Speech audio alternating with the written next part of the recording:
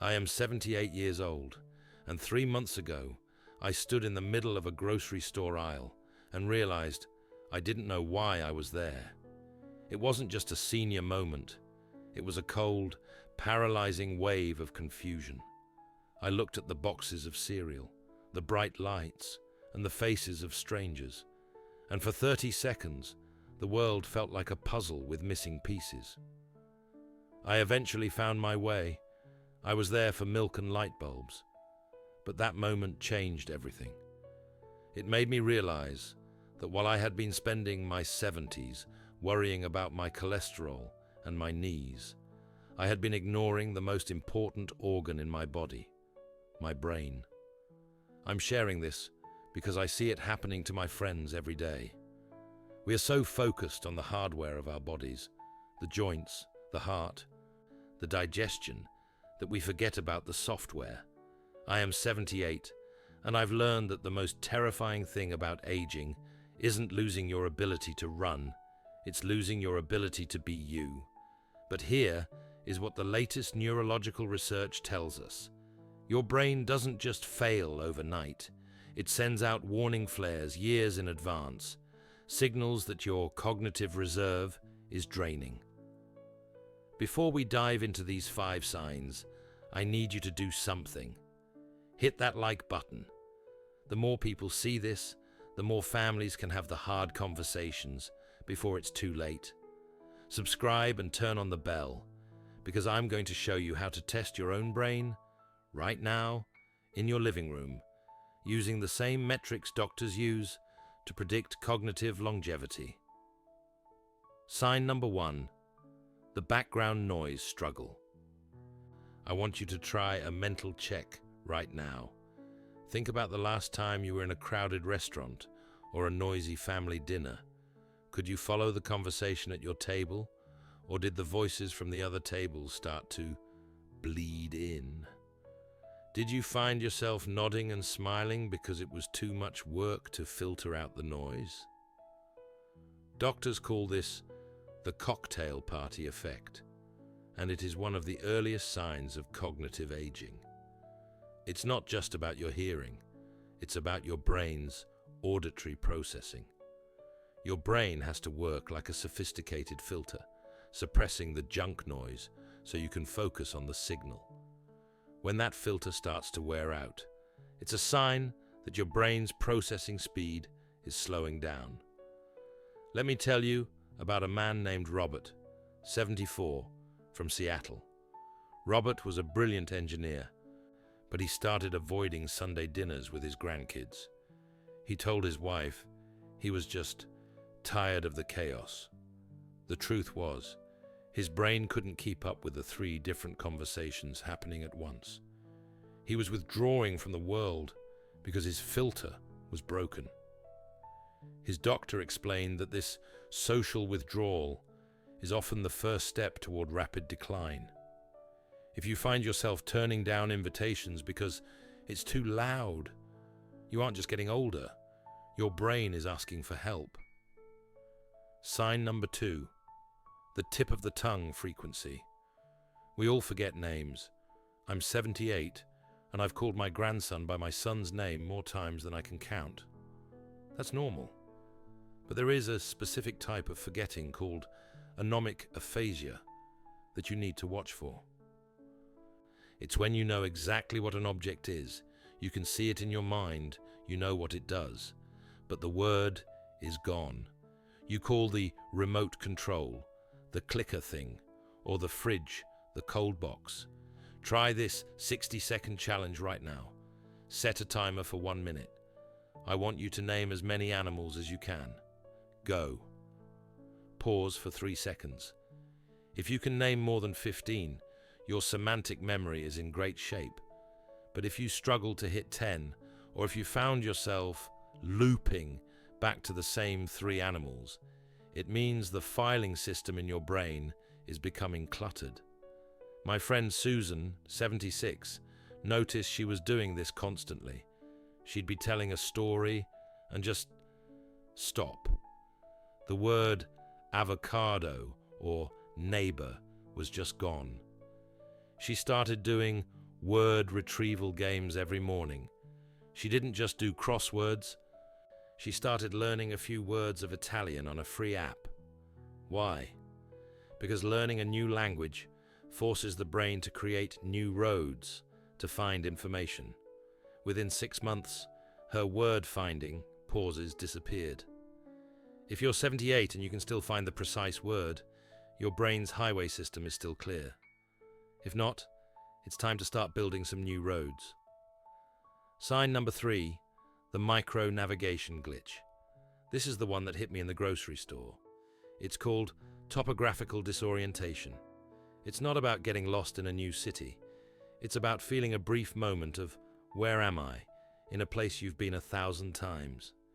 Maybe it's a shopping mall you've visited for 20 years, or a park where you walk your dog. Think about your own life. Have you lately found yourself relying on a GPS to go to the doctor's office you've visited for a decade? Do you find yourself second-guessing which turn to take in your own neighborhood? This is a sign that the hippocampus, the part of the brain responsible for mapping, is shrinking. Take my neighbor, Paul. He's 79. Paul was a pilot. He had a map in his head his whole life. But last year, he missed his turn coming home from the pharmacy. He drove 3 miles in the wrong direction before he realized it. He was embarrassed, so he didn't tell anyone. But that glitch was his brain telling him that his spatial processing was under attack. If you feel that flicker of being lost, don't ignore it. It is the most accurate early warning sign we have. The 4th sign is something most of us write off as moodiness or grumpiness, but at 78, I have realized it's actually a structural change in how the brain handles the world. Sign number 4, the short fuse and personality shifts. I want you to reflect honestly on your temperament over the last 2 years. Have you become more irritable? Do small inconveniences, like a slow waiter or a minor tech glitch, trigger a level of frustration that feels out of proportion? This is often a sign of frontal lobe thinning. The prefrontal cortex is the adult in the room of your brain. It's responsible for impulse control, patience, and emotional regulation.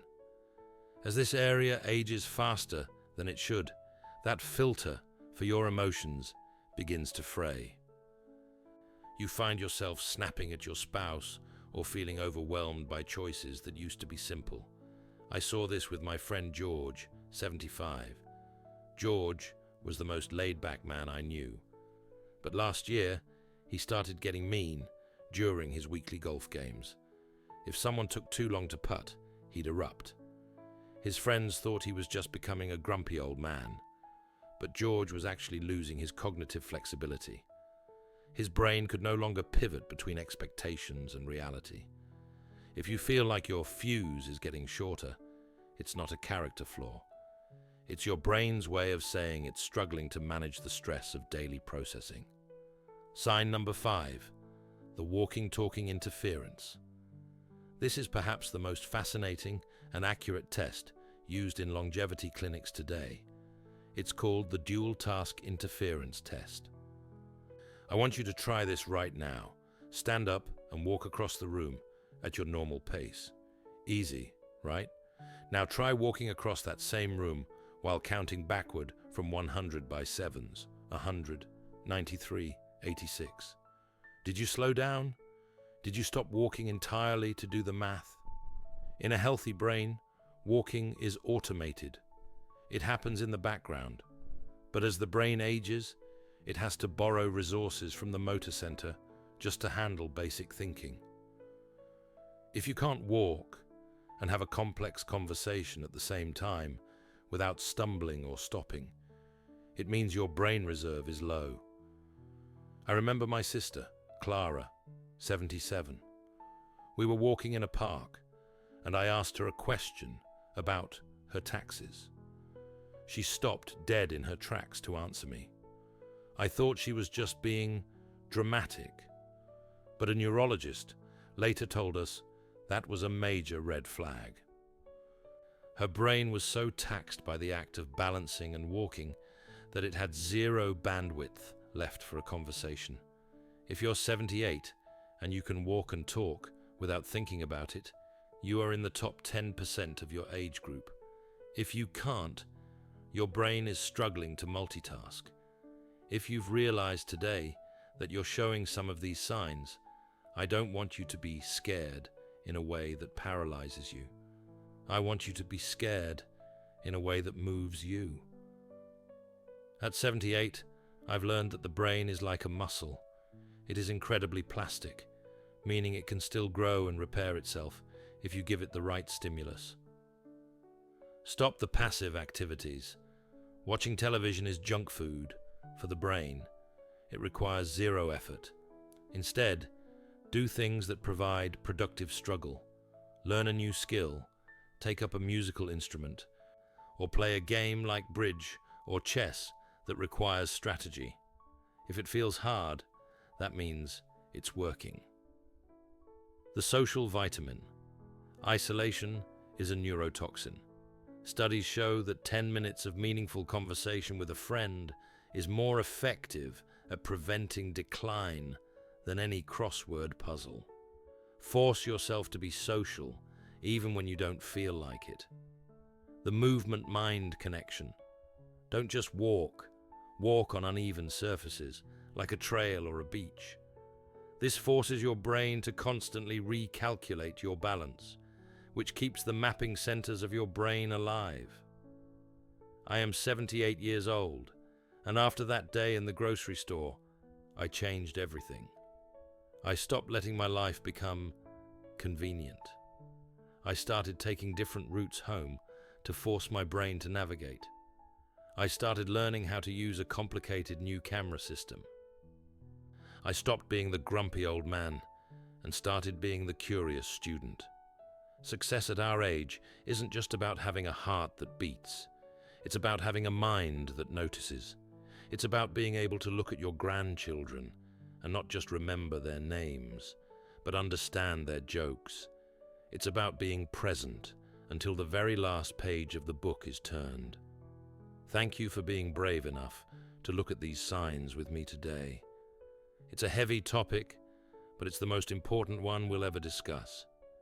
If you tried the walking talking test or the animal challenge, please leave your results in the comments. Let's create a community where we support each other's mental fitness. Like this video to help it reach the seniors who are currently drifting toward a decline they don't have to accept. And subscribe for more honest talk about the science of staying sharp. Now, do me a favor. Go learn one new thing today, anything at all, and tell someone about it. Your brain will thank you.